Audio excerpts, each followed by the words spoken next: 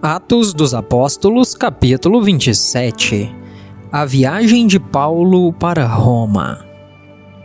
E quando foi determinado que navegaríamos para a Itália, eles entregaram Paulo e alguns outros prisioneiros a um centurião por nome Júlio, da corte Augusta. E entrando em um navio adramitino, pronto para navegar pelo litoral da Ásia, partimos, estando conosco um tal Aristarco, macedônio de Tessalônica. E no dia seguinte chegamos a Sidom, e Júlio, tratando Paulo gentilmente, lhe deu liberdade de ir até aos seus amigos, para revigorar-se. E quando partimos dali, fomos navegando abaixo de Chipre, porque os ventos eram contrários. E navegando através do mar da Cilícia e Panfilha, chegamos a Mirra, uma cidade da Lícia. E o centurião, tendo achado um navio de Alexandria, que navegava para a Itália, nos fez embarcar nele. E navegando lentamente durante muitos dias, e tendo chegado com dificuldade defronte de Cínido, o vento não permitindo, navegamos abaixo de Creta, diante de Salmona. E passando-a com dificuldade, chegamos a um lugar chamado Bons Portos, próximo da cidade de Lazéia. E tendo passado muito tempo e a navegação já se tornando perigosa, porque o jejum já havia passado, Paulo os alertava, dizendo-lhes: Senhores, eu percebo que esta viagem será dolorosa e com muito dano, não só para o navio e a carga, mas também para as nossas vidas. Mas o centurião acreditava mais no capitão e no dono do navio do que nas coisas que Paulo falava. E como aquele porto não era adequado para invernar, a maioria aconselhou que partissem dali para tentar chegar a Fenice, que é um porto de Creta em direção ao sudoeste e ao noroeste, e ali invernar. E soprando um vento fraco do sul, e supondo eles ter obtido seu propósito, levantando âncoras, eles navegaram próximo a Creta. Mas não muito depois levantou-se um vento tempestuoso chamado Euroaquilão. E apoderando-se do barco e não podendo endireitá-lo em direção ao vento, desistimos e ficamos à deriva. E correndo abaixo de uma ilha chamada de Clauda, tivemos muito trabalho para recolher o bote. Tendo-o recolhido, reforçaram o navio com cordas, temendo ficarem presos na Sirte. Arriaram as velas e deixaram-se levar à deriva. Sendo nós agitados excessivamente por uma tempestade, no dia seguinte eles aliviaram o navio. E no terceiro dia, nós lançamos ao mar com as nossas próprias mãos os aparelhos do navio. E nem sol nem estrelas aparecendo por muitos dias, e uma não pequena tempestade nos pressionando, perdemos toda a esperança de sermos salvos.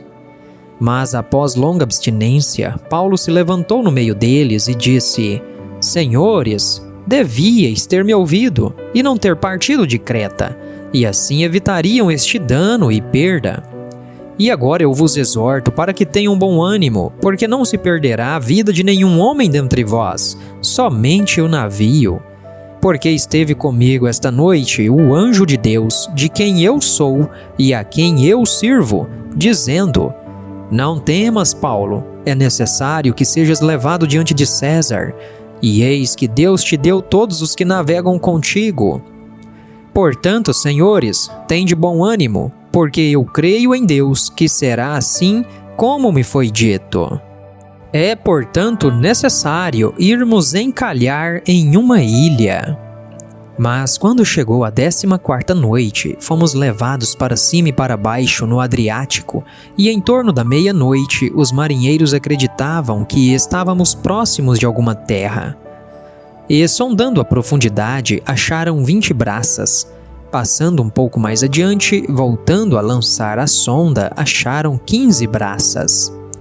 E temendo ser atirados contra alguns rochedos, eles lançaram 4 âncoras da polpa, desejando que amanhecesse. Mas os marinheiros procuravam fugir do navio, descendo o bote ao mar, com o pretexto de quererem lançar âncoras da proa. Paulo disse ao centurião e aos soldados: se estes não permanecerem no navio, não podereis salvar-vos. Então os soldados cortaram as cordas do bote e o deixaram cair. E prestes a chegar o dia, Paulo pediu a todos para se alimentarem, dizendo: este já é o 14º dia que esperais, continuando em jejum, não havendo provado nada. Portanto, exorto-vos a que comais alguma coisa, porque é para a vossa saúde, porque nenhum cabelo cairá da cabeça de qualquer de vós. E tendo falado isto, tomando o pão, deu graças a Deus na presença de todos eles, e partindo-o, começou a comer. E tendo já todos bom ânimo, eles também se alimentaram. E éramos ao todo no navio 276 almas. E quando eles tinham comido o suficiente, aliviaram o navio, lançando trigo ao mar. E, sendo já dia, não reconheceram a terra, mas descobriram uma enseada que tinha praia e na qual decidiram sobre a possibilidade de encalhar nela o navio. Desprendendo, pois, as âncoras, as deixaram no mar, soltando ao mesmo tempo as amarras dos lemes, e içando ao vento a vela de proa, dirigiram-se para a praia. Tendo chegado a um lugar de encontro de 2 correntes, encalharam o navio, e fincando-se a proa, tornou-se imóvel, mas a polpa estava quebrada com a violência das ondas. E os soldados se aconselharam a matar os prisioneiros, para que nenhum deles escapassem nadando. Mas o centurião, querendo salvar a Paulo, manteve-os longe de seu propósito, e mandou que os que pudessem nadar se lançassem primeiro ao mar e alcançassem terra. E os demais, uns em tábuas e outros em pedaços quebrados do navio. E assim aconteceu que todos escaparam seguros para a terra.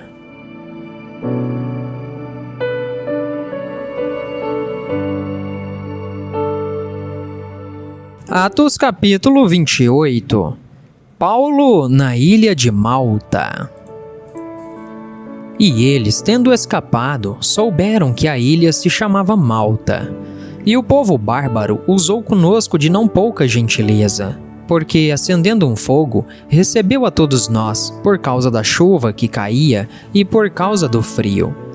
E, tendo Paulo ajuntado um maço de gravetos e pondo-os no fogo, uma víbora, fugindo do calor, prendeu-se na sua mão.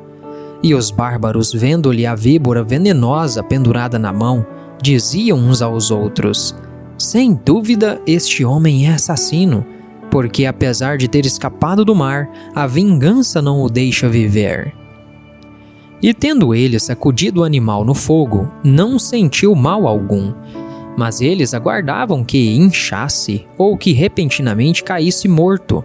Mas depois de esperar por muito tempo e vendo que nenhum mal lhe sobrevinha, mudando de opinião, diziam que ele era um deus. E ali, próximo daquele mesmo lugar, havia uma possessão do principal homem da ilha, cujo nome era Públio, o qual nos recebeu e hospedou cortesmente por 3 dias. E aconteceu do pai de Públio estar doente de febre e fluxo sangrento. E entrando Paulo a vê-lo, depois de orar, impôs suas mãos sobre ele e o curou. Então, sendo feito isto, também outros enfermos da ilha vieram e foram curados, os quais também nos honraram com muitas atenções, e, quando estávamos para partir, nos proveram das coisas que eram necessárias. E após 3 meses, partimos em um navio de Alexandria que invernara na ilha, cuja inscrição era Castor e Pólux.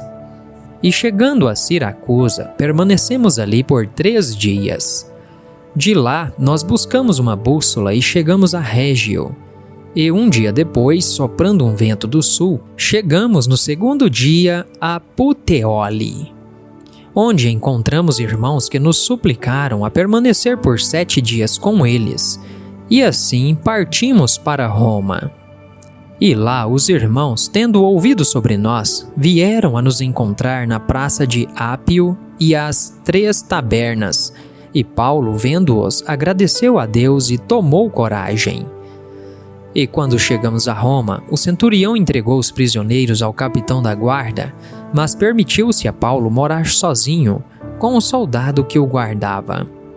E aconteceu que, após 3 dias, Paulo convocou os principais judeus. Tendo-se reunido, disse-lhes: Homens e irmãos, embora eu não tenha feito nada contra o povo, nem aos costumes dos nossos pais, eu fui entregue como prisioneiro em Jerusalém nas mãos dos romanos, os quais, tendo me interrogado, queriam deixar-me ir, por não haver em mim nenhuma causa de morte. Mas quando os judeus se opuseram contra isso, eu fui forçado a apelar para César, não que tivesse algo de que acusar a minha nação. Por esta causa, portanto, vos chamei para vos ver e falar, porque pela esperança de Israel estou preso com esta corrente. E disseram-lhe: Nós não recebemos cartas da Judéia acerca de ti, nem veio aqui algum dos irmãos anunciando ou falando algo mal de ti. Mas nós desejamos ouvir o que tu pensas, porque quanto a esta seita, sabemos que em toda parte se fala contra ela.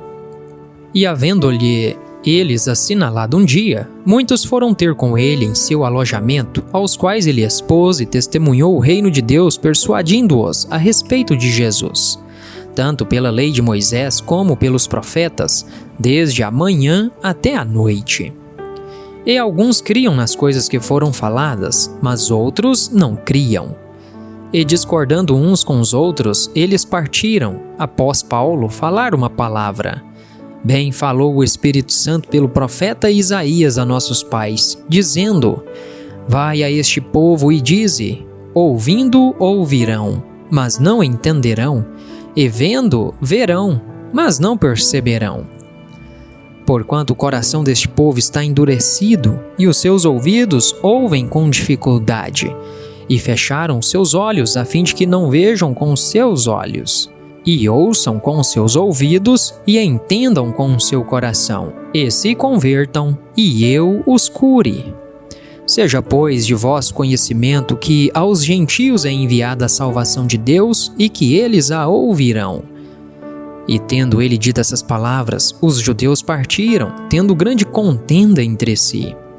E Paulo permaneceu por 2 anos inteiros na sua própria casa alugada, e recebia todos que lhe procuravam, pregando o reino de Deus e ensinando as coisas relacionadas ao Senhor Jesus Cristo com toda a confiança, sem nenhum homem o proibindo.